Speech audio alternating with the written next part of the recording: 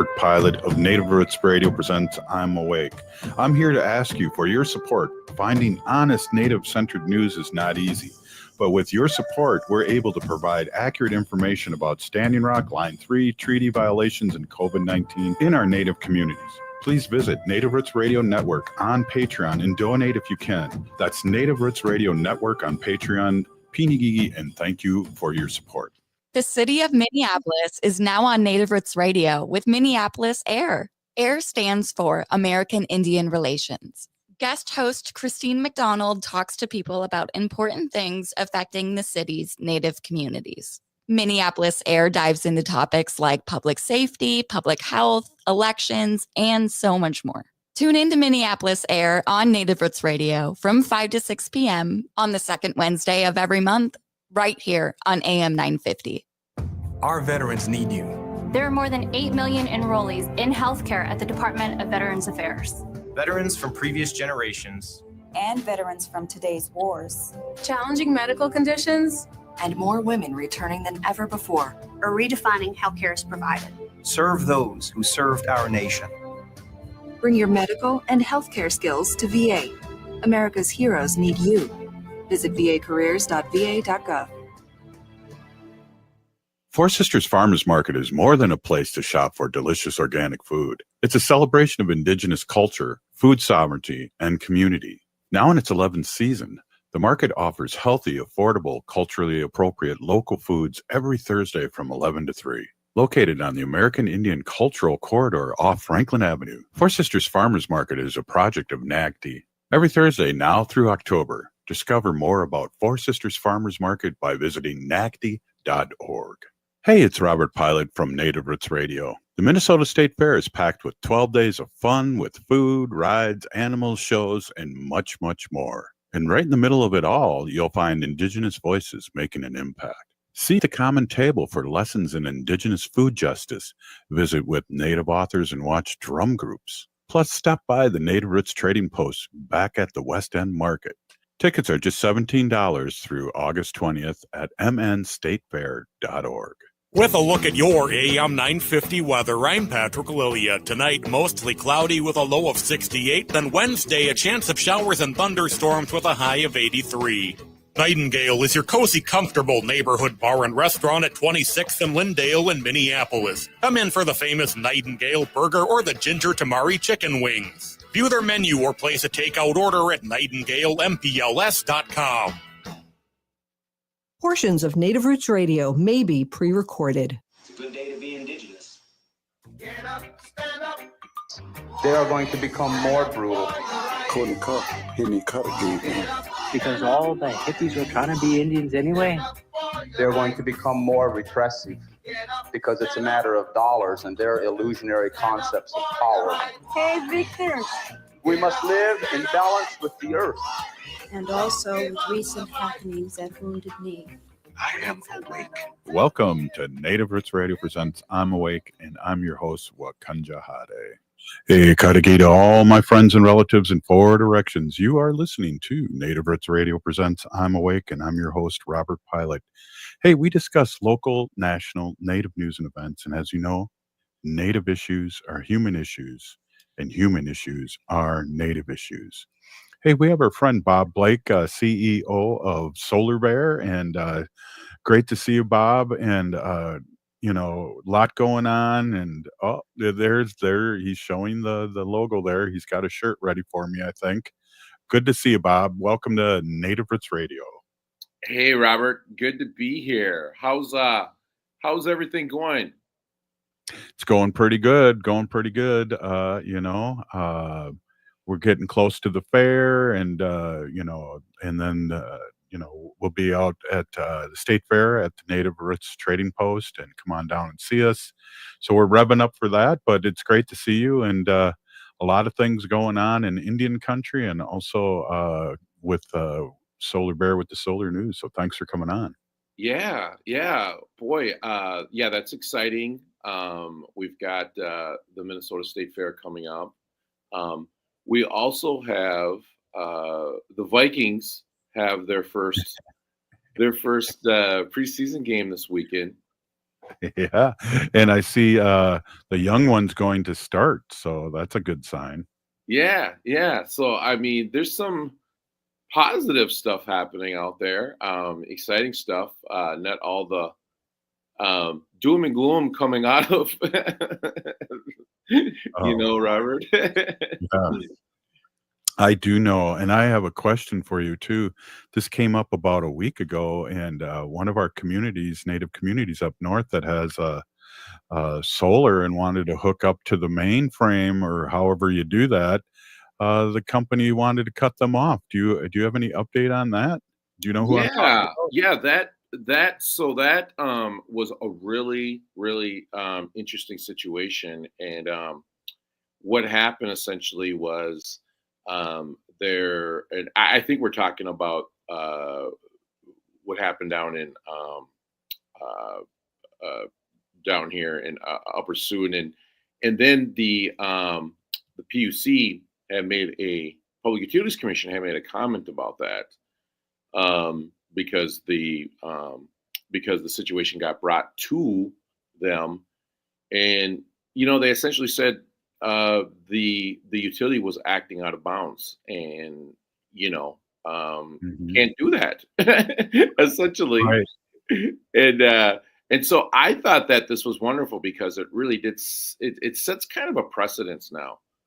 um, and really, if tribal nations want to build renewable energy projects in their community, and they want to interconnect it to the grid, there should be no problem with that now. Right. But they really got scolded for it. The utility got scolded for it, and um, there were different folks from the tribal, how you say, tribal energy community, who were at this meeting and gave some Mhm. wonderful statements in support of these of this tribal nation that wanted to interconnect this solar project. And I just read some of the statements and stuff like that, and it just sounded like they all did just such a great job. Well, so is it a company that's going, hold on there a minute, we like, charging you for your casino or for your, and we don't want to lose your money. So in that, we're just going to come up with a fake law that we can't let you hook up your solar your panels. Exactly. That's really it. Like it's really the the how do you say, the co-ops who kind of make up the rules as they go. And and you know um a couple of the public utilities commissioners were like, no, you can't just do that. That's wrong. and Yeah. and um and so um but we know in tribal country that this has been happening for years. This is how it works Mhm. out. This is how it plays out. And it's only now, Robert, that we've got this technology where we can do this. It really is changing the game. It's making the fossil fuel um, cabal very scared, uh, Yeah.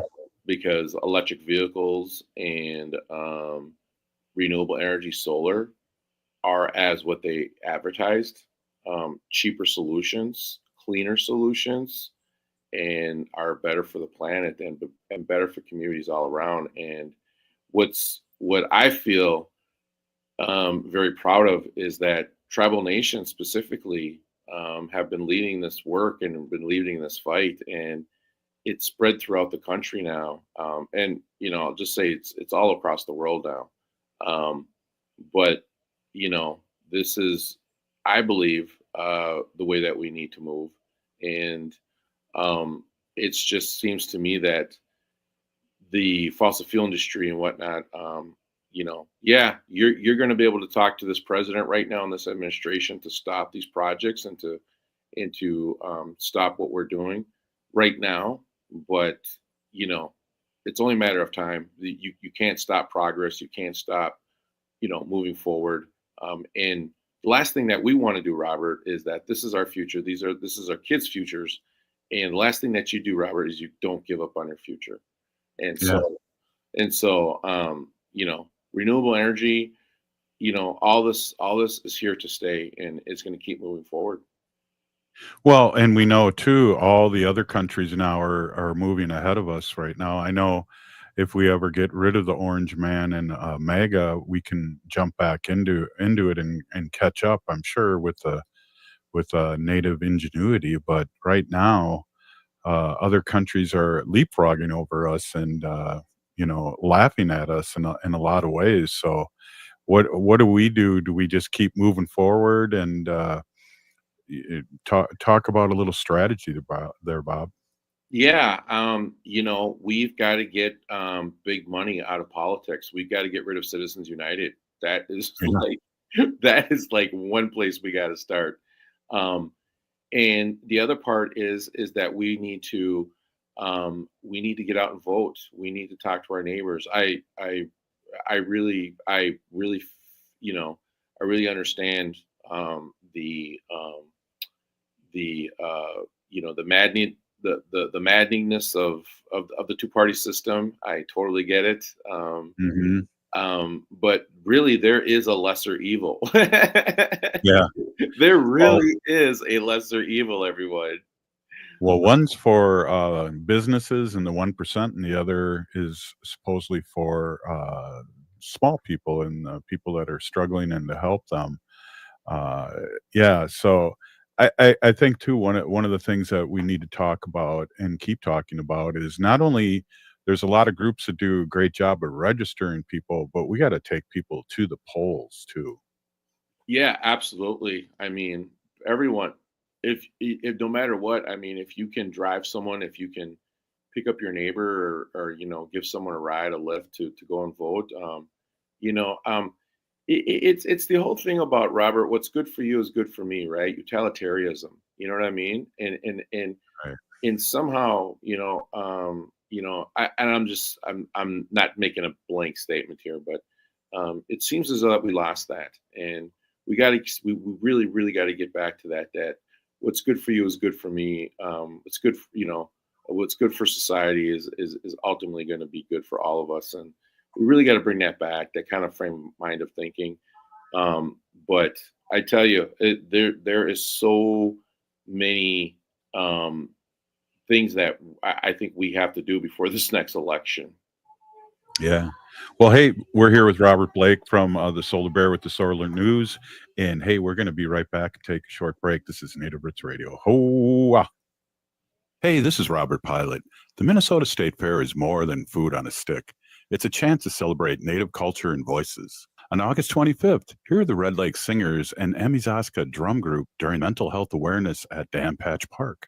On August 27th, meet Native authors like Roxanne B2B Nokwe Gold and Stacy Lola Druyard, and visit the Common Table and learn how Indigenous foodways are shaping Minnesota's future. Get your State Fair tickets now at mnstatefair.org. The city of Minneapolis is now on Native Roots Radio with Minneapolis AIR. AIR stands for American Indian Relations. Guest host Christine McDonald talks to people about important things affecting the city's Native communities. Minneapolis AIR dives into topics like public safety, public health, elections, and so much more. Tune in to Minneapolis AIR on Native Roots Radio from 5 to 6 p.m. on the second Wednesday of every month, right here on AM 950. As a teacher, having a foster grandparent in my room, it enables me to have an extra set of hands. Foster grandparents are role models, tutors, and friends to children with exceptional needs. It's been fantastic having Grandma Freddie in our room. It is the best feeling in the world. I'm a best student because of her. To learn more about how to become a foster grandparent and help children in need, call 1-800-942-2677 or visit SeniorCorps at nationalservice.gov. Four Sisters Farmers Market is more than a place to shop for delicious organic food. It's a celebration of Indigenous culture, food sovereignty, and community. Now in its 11th season, the market offers healthy, affordable, culturally appropriate local foods every Thursday from 11 to 3. Located on the American Indian Cultural Corridor off Franklin Avenue, Four Sisters Farmers Market is a project of NAGD. Every Thursday now through October, discover more about Four Sisters Farmers Market by visiting nagd.org. Hi,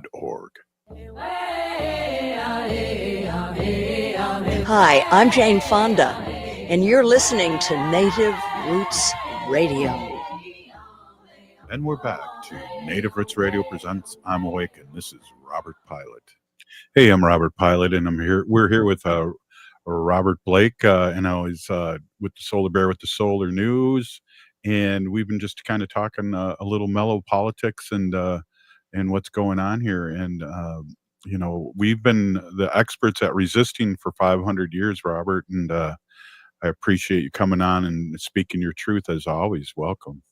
Yeah, Robert, I'm telling you, the bankruptcy bill. I'm not calling it the big beautiful bill. I'm calling it the bankruptcy bill. Yeah. No. The bankruptcy bill is really there were 28 billion, Robert, in investments, $28 billion in investments made in almost 20,000 jobs that are going to be canceled now, Robert, because of the bankruptcy bill and because of the choices of this administration around clean energy manufacturing jobs. Okay. And did you know that 80% of these manufacturing jobs are in Republican-led districts? Oh, jeez. So, yeah. So this means that 80% of all of this new investments were being made in Republican districts that were going to give good jobs, good paying jobs. And now because of the bankruptcy bill and of course the choices of this administration, this is not going to happen. But we were just finishing that last segment, Robert, and this really does come down to fundamental economics, right? And it's not just policy, but transitions are noisy and non-linear. Stalls in one market are offset by surge elsewhere. The global momentum is undeniable. That the rest of the world is moving forward with renewable energy projects. The investments that I'm seeing coming out of Australia are incredible. Europe is doubling, tripling down. China is dominating the renewable energy market. All across Africa, renewables are going up. The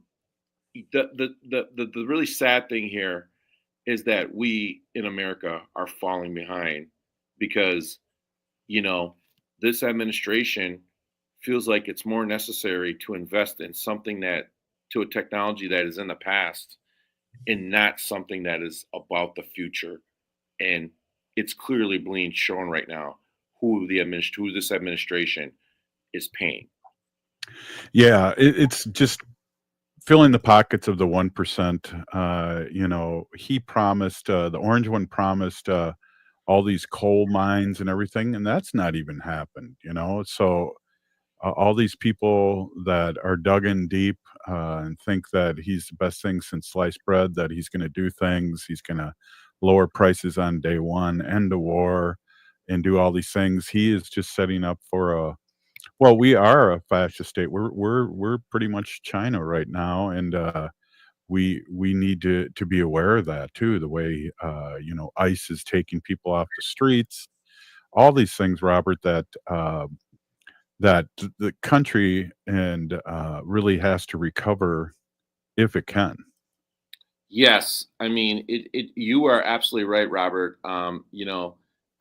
There is the old saying, when you have a social problem, you need a social movement,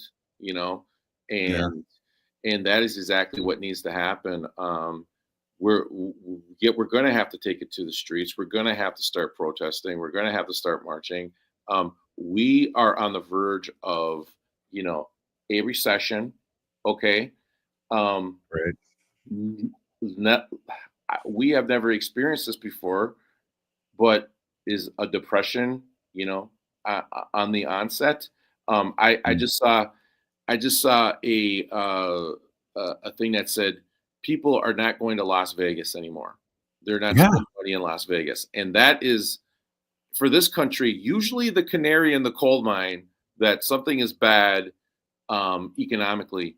And let's not forget, Robert, that the jobs person who gives us the skinny, who gives us the truth and tells us what's happening, just got fired.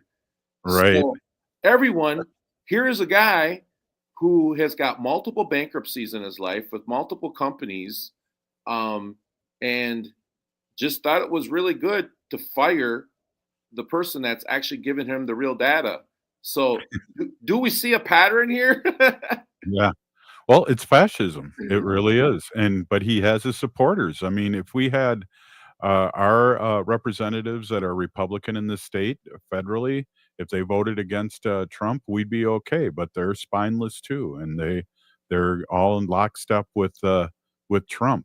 It's ridiculous, and hopefully we're going to have an election, and hopefully it'll be a legitimate election that we can get rid of these guys.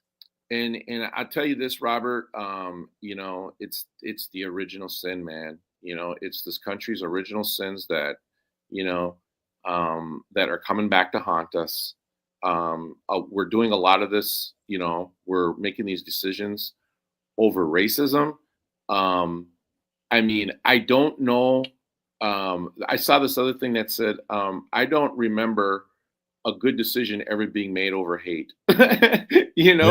Hate has never made a good decision. And so, we are in that right now where, Robert, this may come to a much deeper,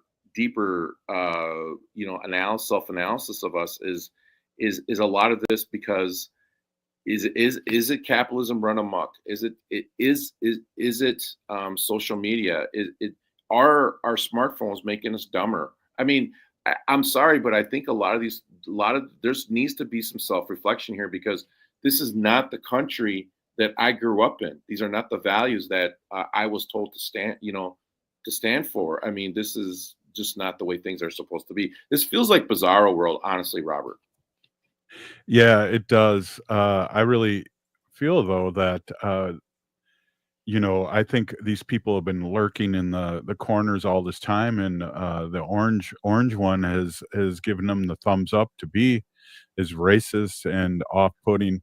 It's a big money grab, and people that are supporting this think that someday that they could be a billionaire or that they're part of it, and really they're going to be hit and destroyed just like everybody else, and it may be too late for them to recover because, as you were saying, we're heading towards a recession.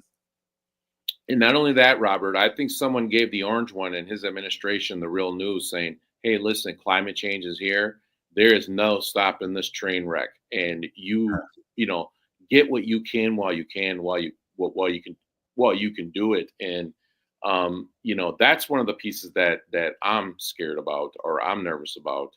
Because Well, they want to put he wants to put a nuclear plant up on the moon, and Elon's giving them $5 million, so they're made up again, they're buddies again, and it's just ridiculousness like this, and really narcissist, crazy people that are now running the country, and the people are supporting them. The 35% that's always going to support them are supporting them. And the other part is too, Robert, is like you said, run for office, start a business, start a nonprofit, get more educated. With all of this education that we have in this country, there is no need for our for the constituency to be voting in this direction. With all the ability to make us smarter, there's no need for us to be voting in this way. Well, all I have to say is my big words will be, let's make racists afraid again, and let's put them back in the shadows, and let's get back to work. And Bob, I know you're still working on solar projects all over Turtle Island, and you're still doing your thing. We're still here on Native Roots Radio until I guess they hand out our ballots and information, and then they can come find us that voted against Trump. But the states are holding out on that. Hey, it's interesting too. We're going to have Arvina Martin on up next, and she does Emerge Wisconsin, and she works with women and people that are running for office in Wisconsin. So it's always good to have Arvina on and talk positively about what's going on, and she's up next. So I really appreciate you stopping in today, and you're doing it, and I just want to say a big Peony Gigi, thank you so much, for all the work that you're doing for our community and via solar, but also all the other things that you do too that I know you don't like to talk about, but you're an awesome dude, and you're an actor too now. I want to be I want to be your stand-in when you need just so they don't hurt me, but Oh, well, I just want to say, Robert, thank you for having me, Miigwech. I mean, this is really awesome. That's the SolarBear with the Solar News, and we need you now more than ever because obviously PBS is gone defunct. So we need independent thought, newsmakers out here like you, Robert, doing what we're doing. So, Miigwech. Well, really appreciate it. See you next week, and keep up the great work. Thank you so much, Bob Blake. Up next, Arvina Martin. Hoa.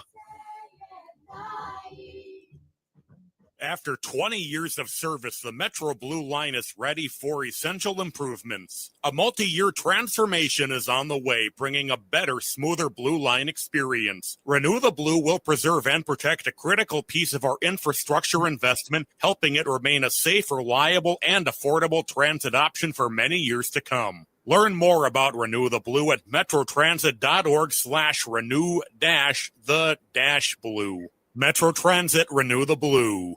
Hey, it's Robert Pilot from Native Roots Radio. Native culture is alive and thriving at the Minnesota State Fair. The Native Roots Trading Post is back at the West End Market, where you can support Indigenous artists and makers. And don't miss the Native Pride dancers performing on the Summit stage at the Bazaar August 31st and September 1st. From music and art to food and storytelling, Native culture is everywhere at the State Fair. Tickets are just $17 through August 20th at mnstatefair.org. Turn to Auto Technical with your vehicle donation. We have families waiting for a car. Over 85% of unemployed are successful in finding and keeping a job if they have dependable transportation. A car plus a job equals a life changed. 612-919-5526. We have families waiting for a car. 919-5526 or autotech.org. Hi, I'm Rachel Shamblat. My dad is Dr. Scott Shamblat from Shamblat Family Dentistry. A lot of people are afraid of the dentist, but you don't have to be. My dad makes going to the dentist comfortable and even fun. He won't be mad if you haven't seen a dentist in a long time. He just wants to take care of you and your teeth. If you don't see my dad, please see another dentist. Take care of your teeth because they're the only ones you get. Shamblat Family Dentistry in Hopkins and St. Paul. Find them online at shamblatfamilydentistry.com or call 1-800-FIX-MY-TEETH. Live and share mental health with Becoming Together Therapy and Wellness. Hello, everyone. We are Becky McNatten and Tara Martini, hosts of Feels Out Loud, a show dedicated to expanding the paradigm of mental health. Tune in to develop both personal and relational insight, language on emotions, and daily life application. Join us weekly as we explore topics connected to mental wellness. Each Sunday at 9 a.m. here on AM 950, be a part of our mission to connect this world more authentically and fully with one another. Market Fresh Minnesota is your to-go destination for fresh vegetables, quality meats, seafood, and a wide variety of grocery staples. Locally owned and operated, Market Fresh Minnesota brings together the best of Asian foods in one welcoming store that is also kind to the pocketbook. Discover Market Fresh, your local Asian food store, just south of Rosedale on 1800 County Road 36. It's no secret that medical care costs are soaring, with nursing home and skilled nursing care costs being some of the highest. You don't have to deplete your savings in order to receive long-term care. At Schroman Law, we work with families to develop and implement strategic planning for medical assistance for long-term care, for assisted living, nursing home care, or home-based care. Contact us today to schedule a free consultation at schromanlaw.com. That's SCHROMEN law.com. With a look at your AM 950 weather, I'm Patrick Lilia. Tonight, mostly cloudy with a low of 68. Then Wednesday, a chance of showers and thunderstorms with a high of 83. Nightingale is your cozy, comfortable neighborhood bar and restaurant at 26th and Lindale in Minneapolis. Come in for the famous Nightingale burger or the ginger tamari chicken wings. View their menu or place a takeout order at nightingalempls.com. AM 950 KTNF, St. Louis Park, Minneapolis, St. Paul.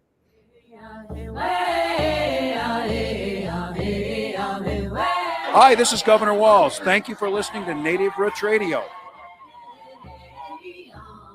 And we're back to Native Roots Radio presents I'm Awake, and this is Robert Pilot. Hey, welcome back, everyone. This is Native Roots Radio, and we are with Arvina Martin, Executive Director of Emerge Wisconsin. Thank you so much for coming on. Again, it's another week of, these weeks feel like months and years of the upside down world. Where do we start? And thank you for coming on, Arvina. Oh my goodness. I got to about 3 p.m. today and realized it was only Tuesday. So yeah, it was done. But also thank you for having me. I'm really happy to be here. Well, we talked a little bit, and what I'd like to jump in before we get into things is we have a Ho-Chunk word of the day. Do you remember the word of the day? Yes, I actually had it pulled up and then lost it. Hang on a sec. It is wrong one. I want to make sure I'm pronouncing it correctly. Kirihunuk.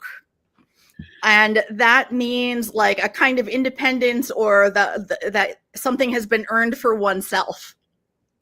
Say that again. Which? Kirihuruk.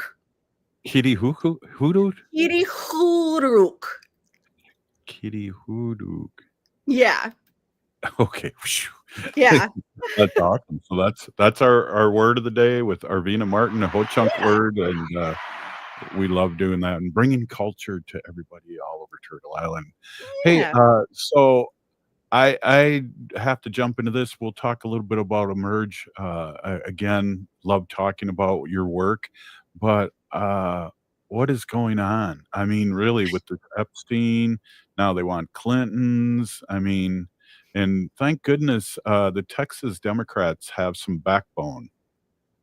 Yeah, I may have cheered when I heard the news this weekend about Texas Democrats leaving the state and preventing the special session to continue. A special, they're normally not meeting at this time, the Texas State Legislature, and this was supposed to be a special session to talk about the damage from the floods that affected Texas earlier this summer.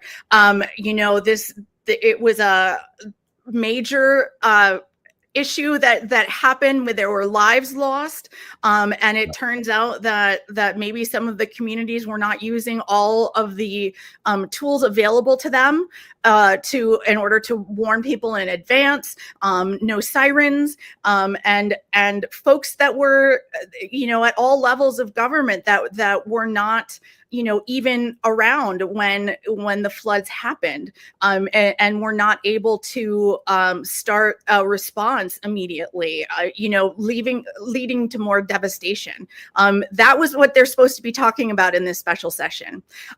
Instead, they're taking up Trump's mantle and trying to redistrict their congressional districts in the middle of a decade, which I have looked up. I cannot find another example. If somebody else finds another example, please let me know, of a legislature trying to redistrict in the middle of a decade.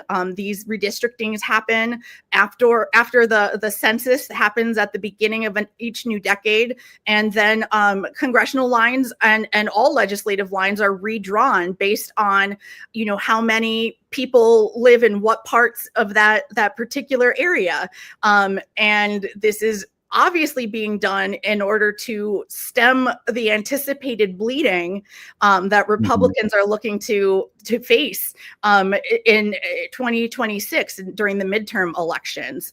And it's absolutely wild, and it's a very serious issue, which is why the Democrats have left, meaning that there isn't a quorum, which means that no business can be taken care of, and they are hoping to do it until this special session ends, in order to prevent these changes from taking place.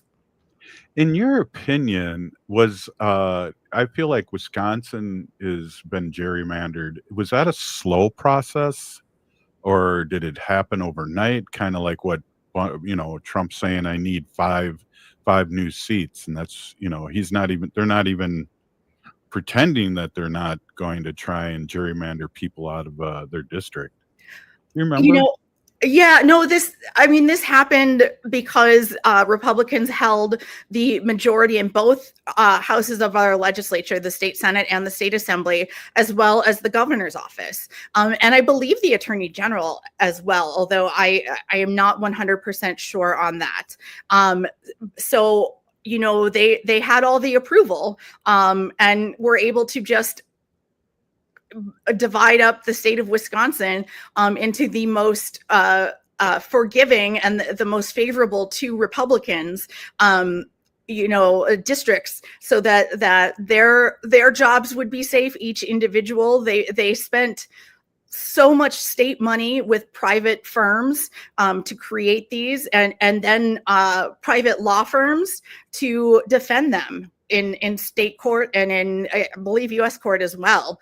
And that's kind of what happens when the Republicans have control of the government at the beginning of a decade.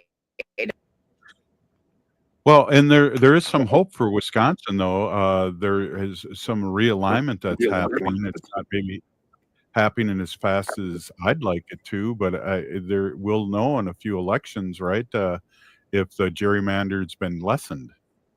Yeah, absolutely. Because the case went to the Supreme Court, or the Wisconsin Supreme Court, the justices decided that it was in fact not constitutional on several grounds, and that they needed to go back to a different drawing that was considered more fair and therefore constitutional. That is absolutely going to have an effect. It already has had an effect. There has been certain, there were incumbents that either didn't run or didn't retain their seats after the election last fall, because the seats were no longer, or actually were competitive, and half of the state Senate has yet to be tested under these new lines. So the second half of the state Senate is up for election this year. The first half was up last year, and there are a lot of incumbent Republicans whose seats are far more moderate than they've ever run before, and that is absolutely going to have an impact on things going forward. It might mean that Democrats win. Hopefully, we get more Democrats elected and take out some of those very, very conservative, very right-wing state senators and other legislators. And, maybe for some of the ones that retain their seat, they have to look at moderating their policy more, because their district no longer is going to support the extreme right wing views that they have pushed over the last decade. Oh, if only that would be so great. Arvina, I'm old, and I remember when Wisconsin was Democrat. So this just blows my mind here as an older person. Now I'm 64 and gone through quite a few elections, and it's funny too. I think the last time Minnesota voted for a Republican president was 1972. So Wow. we've got a great break there, a record that's going to be hard to break. Yeah, and Wisconsin, has been pretty purple for my entire lifetime. There have been Republicans who have served as governor, Tommy Thompson being the longtime governor. I believe he served 4 terms. But the state, still went Democratic in presidential years. And our electoral votes did ultimately go to the Democratic candidate up until 2016, and that race was very shocking. And it was a hard pill to swallow. And so we have a lot of people, a lot of volunteers, a lot of activists, and a lot of people that are doing this work as their actual jobs to help engage more Wisconsinites, to introduce them either to Democratic candidates, our policies, and to really make sure that voters see the other option, and that those options are viable, and that they're not just voting into the abyss because their district has been gerrymandered to be as right-wing GOP as possible. There is going to have to be an actual exchange of ideas. There is going to have to be moderation in a lot of districts, and that will, even if not a lot of districts flip, that kind of shift for an elected leader, means if they want to keep their job, they are going to have to moderate their views, and they are going to have to veer more towards the center in order to keep their jobs. Wow, that's a really good point. I just would love that. Well, one of the things we only got a couple minutes left in this segment, and then I'd love to talk about what's happening with the merge. I think we in Minnesota, especially, really do, in our native community, really do a great job of registering people. We're boots on the ground, and I think we made a big difference in the 2020 election here when it came to not only the president but the governor of Minnesota and the lieutenant governor.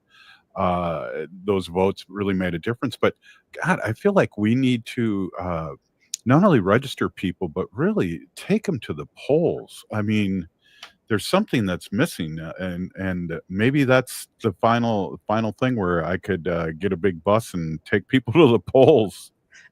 I mean, you have to look and make sure that you are not giving something of value to somebody for voting, because that violates ethics rules. But, making sure people are able to access the polls, and that includes early voting. I encourage as many people to vote early as possible, because you don't know what's going to happen on election day. In 2020, I found out on election day that the cold that I had was actually COVID. So my day was completely changed because I was supposed to be working and communicating with varying polling sites in Wisconsin, and I couldn't do that because I was contagious and had pre-vaccine COVID. And had I not voted early beforehand, I would not have been able to vote. And so keeping that in mind, whether it is going to someplace, whether it is going to, in Madison, we can go to public libraries to vote during the window. Coming to the city clerk's office sometimes is something, but making sure that people take advantage of that and make sure that they are able to get their vote counted. Maybe they can drive folks to the polls on election day if they have time. Well, I think it's, you really reminded me. We always now, Wendy and I, vote ahead of time. So that you just reminded me of that. That's a really good point. Hey, we're here with Arvina Martin, CEO of Emerge Wisconsin, and we're going to take a quick break and come right back. This is Native Roots Radio. Ho!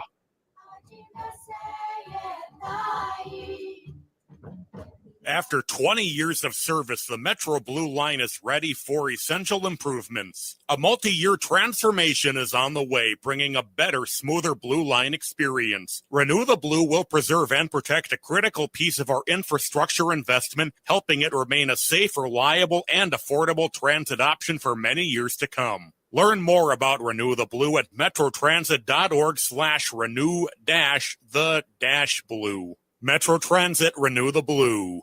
The city of Minneapolis is now on Native Roots Radio with Minneapolis AIR. AIR stands for American Indian Relations. Guest host Christine McDonald talks to people about important things affecting the city's Native communities. Minneapolis AIR dives into topics like public safety, public health, elections, and so much more. Tune in to Minneapolis Air on Native Roots Radio from 5 to 6 p.m. on the second Wednesday of every month, right here on AM 950. Hey, it's Robert Pilot from Native Roots Radio.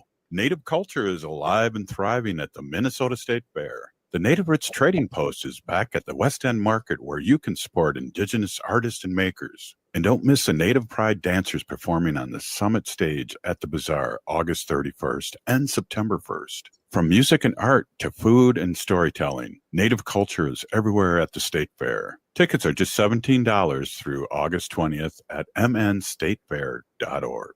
Four Sisters Farmers Market is more than a place to shop for delicious organic food. It's a celebration of Indigenous culture, food sovereignty, and community. Now in its 11th season, the market offers healthy, affordable, culturally appropriate local foods every Thursday from 11 to 3. Located on the American Indian Cultural Corridor off Franklin Avenue, Four Sisters Farmers Market is a project of NAGD. Every Thursday now through October, discover more about Four Sisters Farmers Market by visiting nagd.org.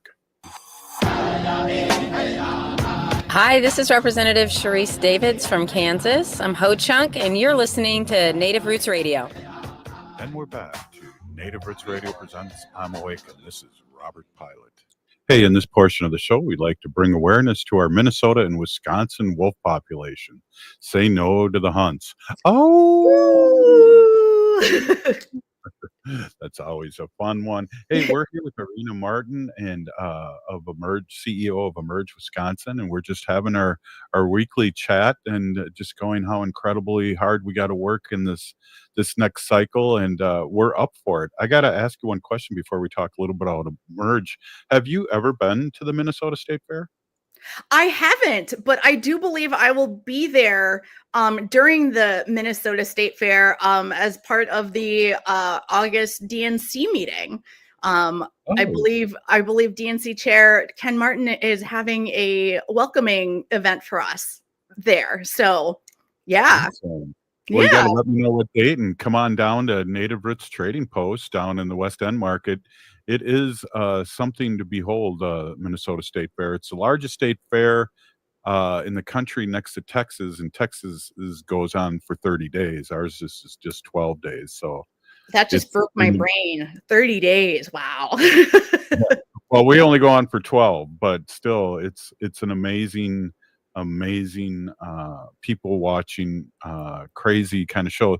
There's a Native Heritage Day out there too, and a big hoop to do out there. A lot of things happening, and I know they've reached out. The fair's reached out to us, done some advertising, as you probably heard in the spots. So we're trying to indigenize and get rid of those booths that say Native inspired art, and we just say that's Native stolen. Yes.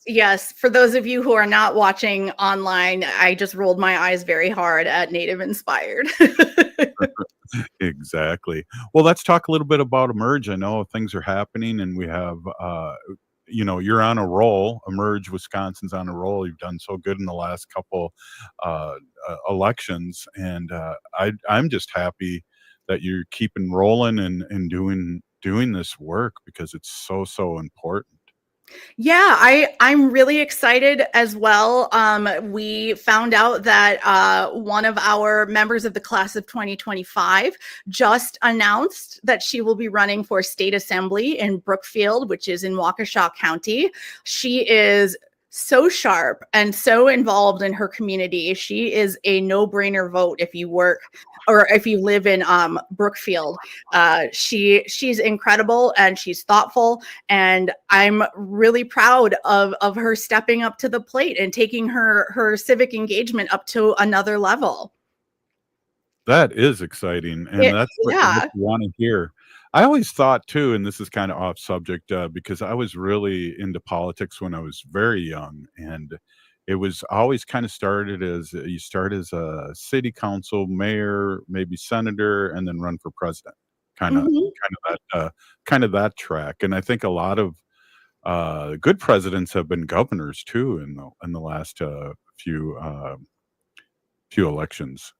Yeah, there's something to be said for starting local and kind of working one's way up. If that kind of service is something that you're interested in, starting at the local level is a really good way to test how you are able to engage your constituents.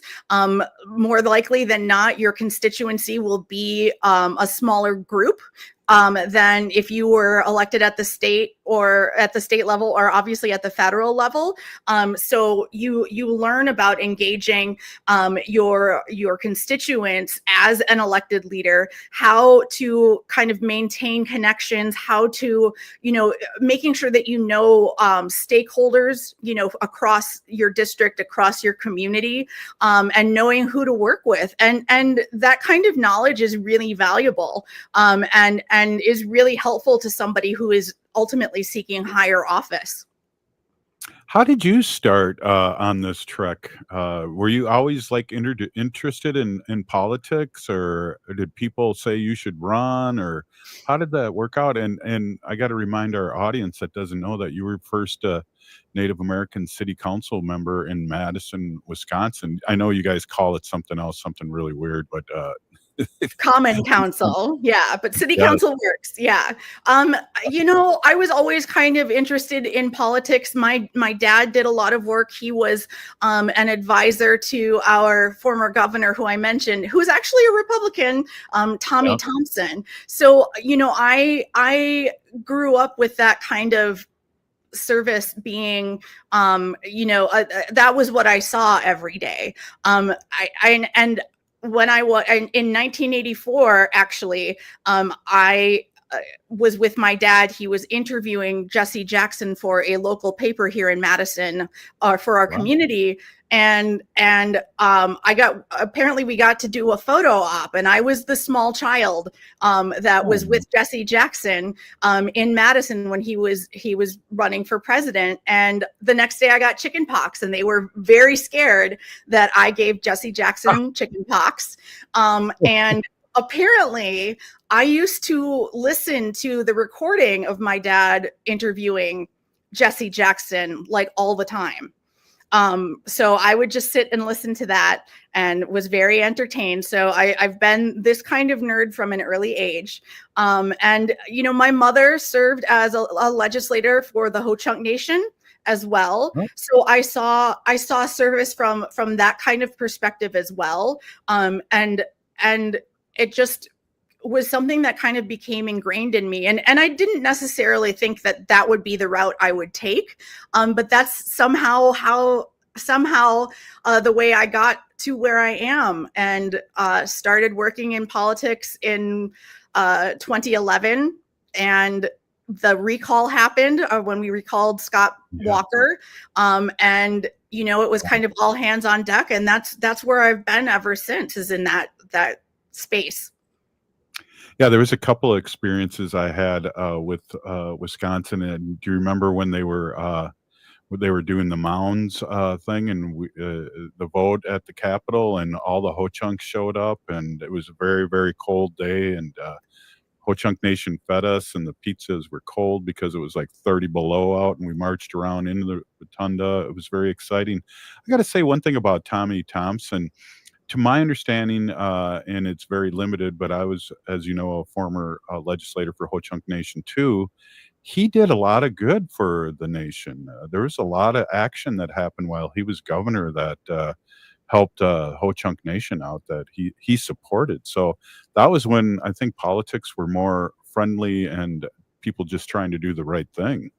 Yeah, I think it was less sides at the time, but and Tommy was governor during the spearfishing crisis in the 80s, and went through that. I just remember my dad being on the road and having to go up there a lot, and being us being kind of worried for his safety as well, because there was occasional violence, and yeah. So I mean that's the kind of thing that I saw growing up, and that was the example set for me by both my parents, was to give back.